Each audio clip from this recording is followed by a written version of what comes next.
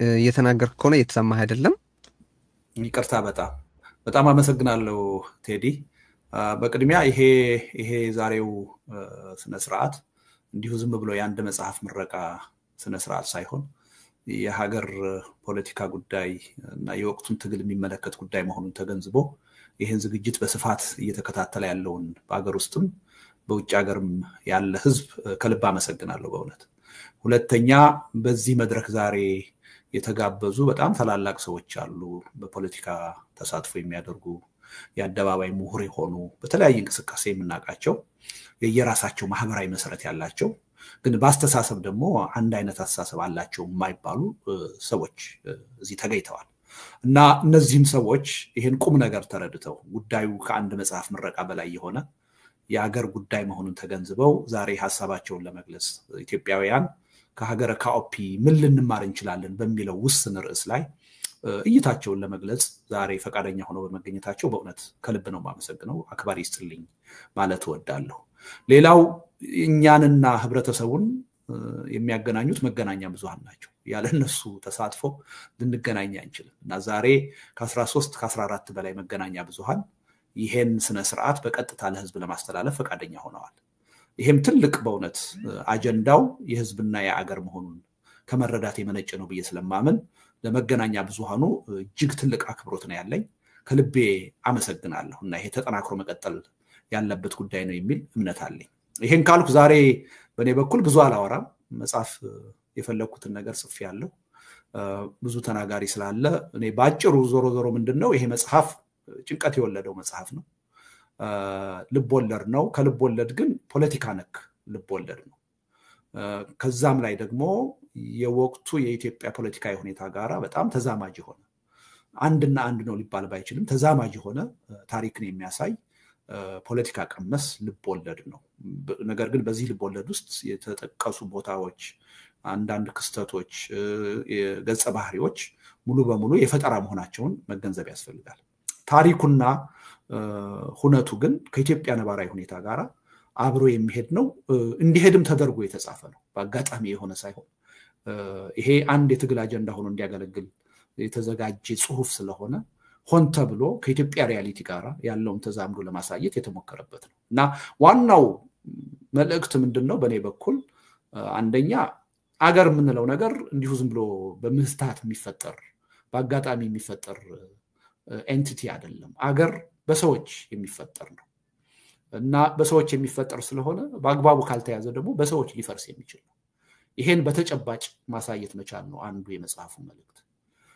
ሁለተኛው ደግሞ በአግባቡ ያልተያዘ አገር መጥፎ ነገሮች ከጊዜ ወደ ጊዜ እየተስፋፉ እየጎለበቱ ሲሄዱ ከመኖር ወደ አለመኖር እንዴት ሊቀየር እንደሚችል ያሳያል። በተለይም ደግሞ ኃላፊነቱን በአግባቡ የሚወጣ የፖለቲካ ኃይል በሌለበት፣ በቂ የሆነ የፖለቲካ ተሳትፎ የሚያደርግ ህብረተሰብ በሌለበት፣ በሰዎች ላይ የሚደርስን ችግር በራሱ ላይ እንደደረሰ የሚቆጥር ህብረተሰብ በሌለበት አገር ሄዶ የሚገጥመው ነገር ሁሉንም የሚመለከት አደጋ መሆኑን የሚያሳይ ነው በዋናነት። በሌላ በኩል ደግሞ አንድን ሀገር ወደ ዘላቂ ውጤት ለማብቃት ሰላማዊ ህዝባዊ እምቢተኝነት ምን ሚና ሊኖረው እንደሚችል፣ ህዝብ የሚያካሂደው አንድ ሰላማዊ ህዝባዊ እምቢተኝነት ደግሞ እንደተለመደው በሰዎች እንዳይጠለፍ ወይም ደግሞ ተጀምሮ መሀል ላይ እንዳይኮላሽ ወይም ደግሞ መጨረሻ የሚያስገኘው ውጤት አንድን አምባገነን በሌላ አምባገነን መተካት እንዳይሆን ምን ሊደረግ ይችላል የሚለውንም ጥያቄ ለመመለስ የሚሞክር ነው። ሌላ አንድ የፈረሰ ሀገር ወይም ደግሞ በመፍረስ ሂደት ላይ ያለ ሀገር ከዛ ቀውስና ሁኔታ ለመውጣት የፖለቲካ ኃይሎች የጋራ ጉዳያቸውን መሰረት አድርገው ምን አይነት የሽግግር ሂደት ሊፈጥሩ ይችላሉ፣ ይቻላል ወይ የሚለውንም ጥያቄ ለመመለስ የሚሞክር መጽሐፍ ነው እና ይሄ መጽሐፍ ልቦለድ ቢሆንም ከኢትዮጵያ ሪያሊቲ ጋራ በጣም የተቀራረበ ነው። በእኔ እምነት እጅግ ወቅታዊ ነው የሚል እምነት አለኝ። በተለይ በዛ መጽሐፍ ውስጥ የተቀመጡት ሁለት ርዕሰ ጉዳዮች የግንቦት ማንፌስቶና የጃይካ ቃል ኪዳን የሚሉት ለኢትዮጵያ መድህን የሚሆኑ አስተሳሰቦች ናቸው የሚል እምነት አለኝ እና ተማጽኛለሁ መገናኛ ብዙሃን የፖለቲካ ኃይሎች በእነዚህ ርዕሰ ጉዳዮች ላይ ውይይት እንድናደርግ እንድናዳብራቸው የበለጠ የጠሩ አድርገን እንድንጠቀምባቸው በዚህ አጋጣሚም ጥሬን አቀርባለሁ እና ዞሮ ዛሬ የተጋበዙ እንግዶች ኢትዮጵያውያን ከሀገረ ካኦፒያውያን ምን እንማራለን በሚለው ርዕስ ላይ የራሳቸውን አጫጭር ምልከታ ይሰጡናል። በድጋሜ በጣም ከልብ ነው የማመሰግነው። ይህን ፕሮግራም እንዲሳካ ያደረጋችሁ በዙሪያ ያላችሁ ሰዎችም በኮሚቴ መልክ ስለሆነ የሰራ ነው። ምስጋናዬ በጣም ከልብ ከፍ ያለ ነው። መልካም ምረቃ ብያለሁ። አመሰግናለሁ ቴዲ። እሺ በጣም እናመሰግናለን። እኛም እዚህ የተገኛችሁትንም እኔም አመሰግናለሁ። ወደ ተናጋሪዎቻችን ከመሄዴ በፊት ጴጥሮስና በቃሉ ድምጻችሁንም እንድታሰሙ ምናልባት የተወሰነ መልእክት ማቅረብ ከቻላችሁ ወይም ተከታታዮቻችን በየዝግጅቱ እየቀረበ ባለበት ወቅት የሚጽፉባቸውን በጽሁፍ መልእክት ነው በነገራችን ላይ ብታሻግሩልን የምንወደው በጽሁፍ መልእክት መጽሐፉን ስፖንሰር ለማድረግ የፈለጋችሁበትን መጠን ስትጽፉ ስማችሁ እንዲገለጽ ከፈለጋችሁ ስሜ ቢገለጽ ችግር የለውም ትሉናላችሁ። ካልሆነም ደግሞ በሌላ ስም ወይም ስሜ አይገለጽ ማለትም ትችላላችሁ። ስለዚህ የነገሮች ሁሉ አልፋም ኦሜጋም ሰው ነውና ዝግጅታችንን ብንጀምር ማስበው በሰብአዊ መብት ጉዳዮች ላይ አንዱ እነዚህም በተናጋሪዎች ዝርዝር ላይ በቀዳሚነት ከማያቸው መካከል አንዱ አቶ ያሬድ ኃይለማርያም ነው። አቶ ያሬድ እንግዲህ መቀጠል ትችላለህ። ጥቂት ደቂቃዎች አሉ፣ ግን ማጠቃለል ስትፈልግ እኔ የተወሰኑ ደቂቃዎችን በአጋፋሪነት ስልጣን እጨምርልሃለሁ፣ ግን መቀጠል ትችላለህ። እሺ አመሰግናለሁ ቴዲ።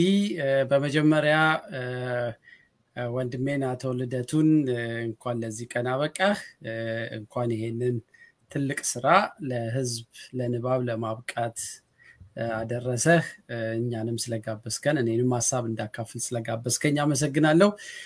በጥንቃቄ ነው ያነበብኩት መጽሐፉን እና ወደ 1-3-4 ገጽ ጽሁፎቹን ማዘጋጀቼ ነበር። አላነብም እሱን በዝርዝር አልፎ አልፎ ዋና ነጥቦቼን ብቻ ነካክቼ ካስፈለገ ለልደቱ በግል ጽሁፉን ልልክለት እችላለሁ።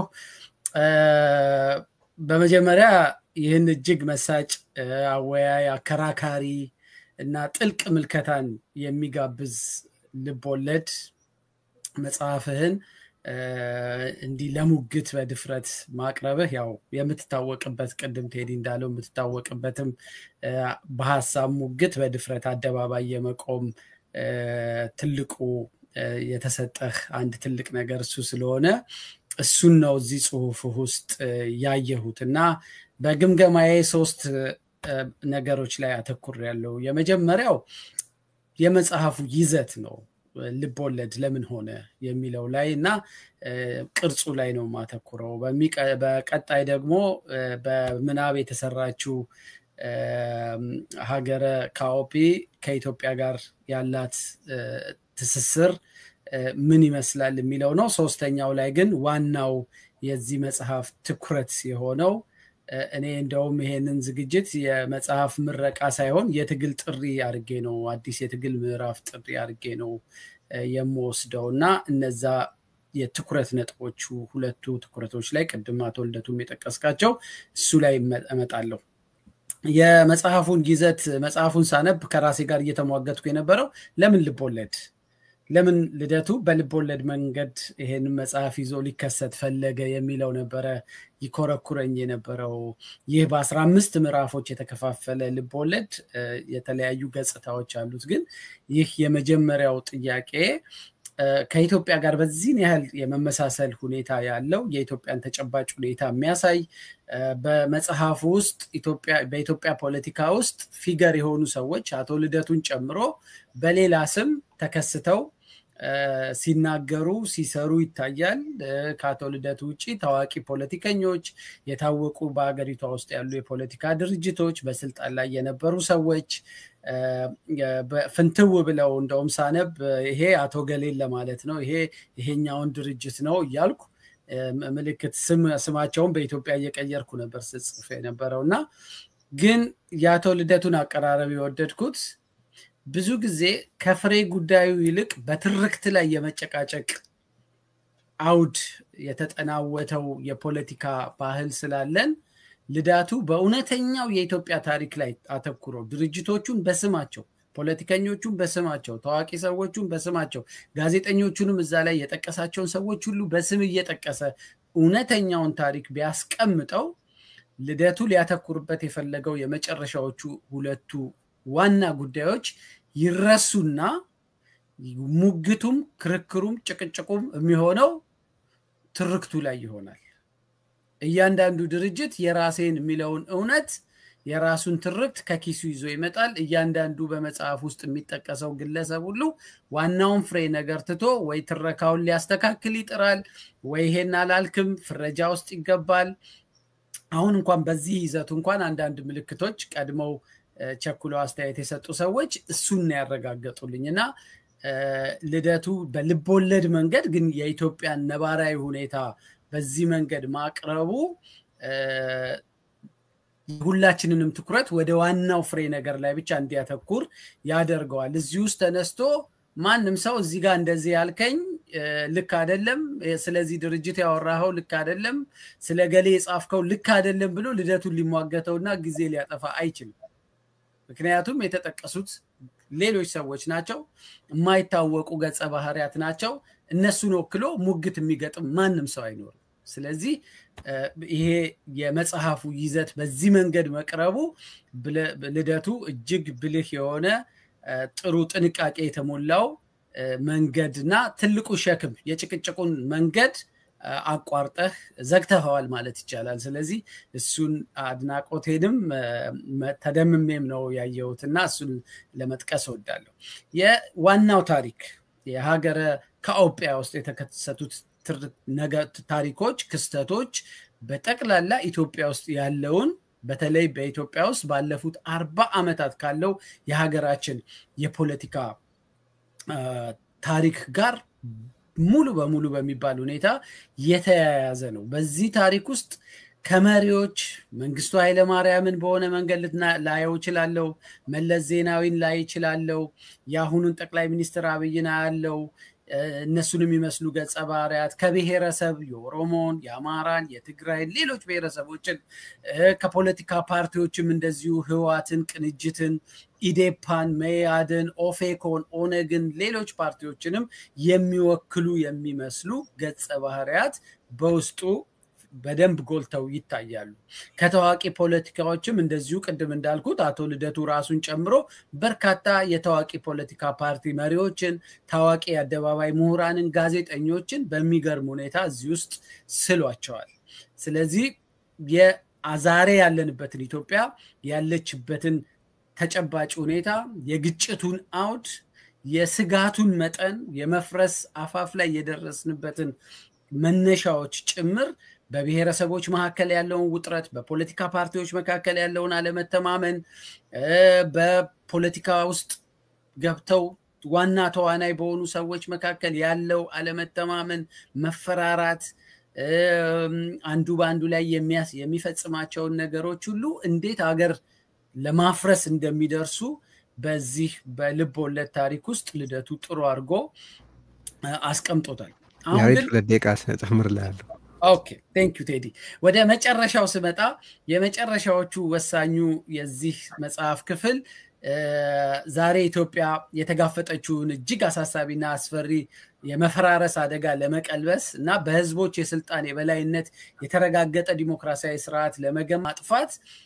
ሊነጋገሩባቸው ሊወስዷቸው የሚገቡ የግንቦት ማኒፌስቶና የጃይካ የሽግግር ቃል ኪዳን ወሳኙ ክፍል እሱ ነው እሱ ላይ ዝርዝር እስከምገባ አሁን ጊዜ ስለሌለ አንድ ዋና ነገር መጥቀስ እንፈልገው ይሄንን በተለይም ደግሞ የግንቦት ማኒፌስቶውን መነሻ ያደረገው የሊበራል ፓርቲው በዛ መጽሐፍ ውስጥ መሬት ላይ ያለ የራሱ ኮንስቲቲዩንሲ ያለው ፓርቲ ነው አሁን ባለው ኢትዮጵያ ይሄንን አይነት ትልቅ ኃላፊነት ሊሸከም የሚችል መሬት ላይ የተቀመጠ የፖለቲካ ኃይል አለ ወይስ ይሄንን ቻርተር እንዴት አድርጎ ነው ልደቱ የኢትዮጵያ የፖለቲካ ኃይሎች እንዲገዙት ሊያደርግ የሚችለው የሚለው ያሳስበኛል የጃይካሽ የሽግግር ቃል ኪዳን የሽግግር ጊዜን የሚያመጣው ሁኔታ የግድ ባለ ጊዜ ሁሉም የፖለቲካ ኃይሎች ምርጫ ስለሌላቸው የሚቀበሉትና የሚያዳብሩት ሰነድ ስለሆነ ብዙም ስጋት የለኝም የኔ ትልቁ ስጋት የግንቦት ማኒፌስቶ ማን ነው የሚሸከመው በባለቤትነት ማን ነው ትልቁን ስራ ይዞ ሊድ የሚያደርገው የሚለው ያሳስበኛል እዚህ ላይ ላውቅመው ቴዲ አመሰግናለሁ